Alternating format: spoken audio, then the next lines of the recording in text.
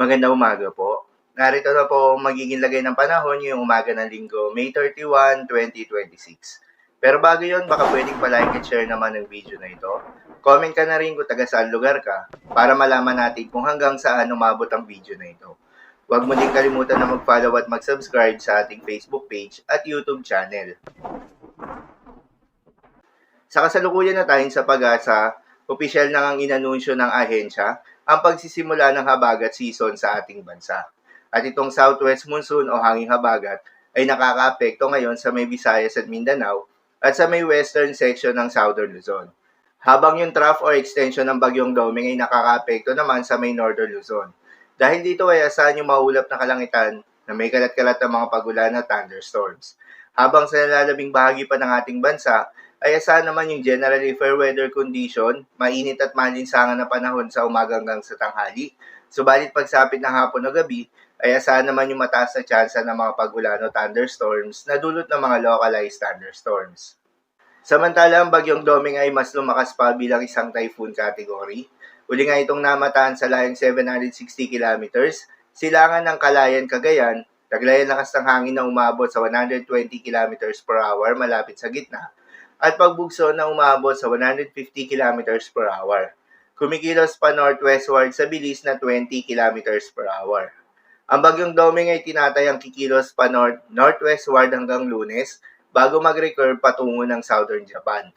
Di naman inaasahan na mag-landfall ito sa ating kalupaan, wala ring direktang epekto sa anumang bahagi ng ating bansa. Subalit patuloy nitong hahatakin o palalakasin ng hanging habagat na siya magdadala ng mga pag-ulan at thunderstorms sa ilang bahagi ng ating bansa. Ang bagyong Doming ay inaasahan na lalabas ng Philippine Area of Responsibility bukas. Paalala pa rin po palagi na posible pa rin ang mga pagbabago, kaya naman patuloy lamang na magantabay sa mga update nating ilalabas, lalo na ng Pag-asa. Para naman sa magiging lagay ng panahon ngayong araw ng Linggo, dahil nga sa epekto nitong southwest monsoon, asahan sa Mimaropa, Western Visayas, Negros Island Region, Zamboanga Peninsula, Barm, Batangas at Lanao del Norte. Ang maulap na kalangitan na may kalat-kalat na mga pagulan at thunderstorms. Posible ang mga pagbaha o pag-uho ng lupa due to moderate to heavy rains.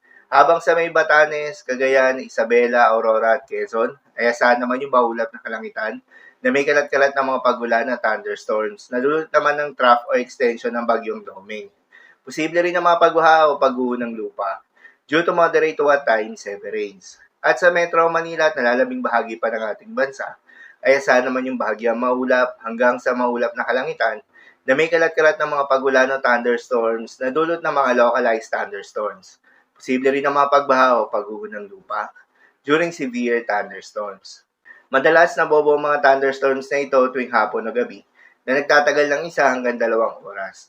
Kaya naman ingat sa mga posibleng banta ng pagbaha at pag-uho ng lupa, lalong-lalo na sa mga lugar na inuulan na noong mga nakaraang araw pa.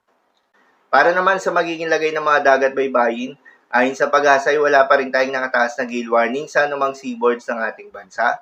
Subalit iba yung pag-iingat sa mga maglalayag sa may eastern seaboards ng Luzon at Visayas dahil inaasahan yung katamtaman hanggang sa maalo na karagatan. So yun lamang po para sa lagay ng panahon ngayong araw ng Linggo. Keep safe everyone.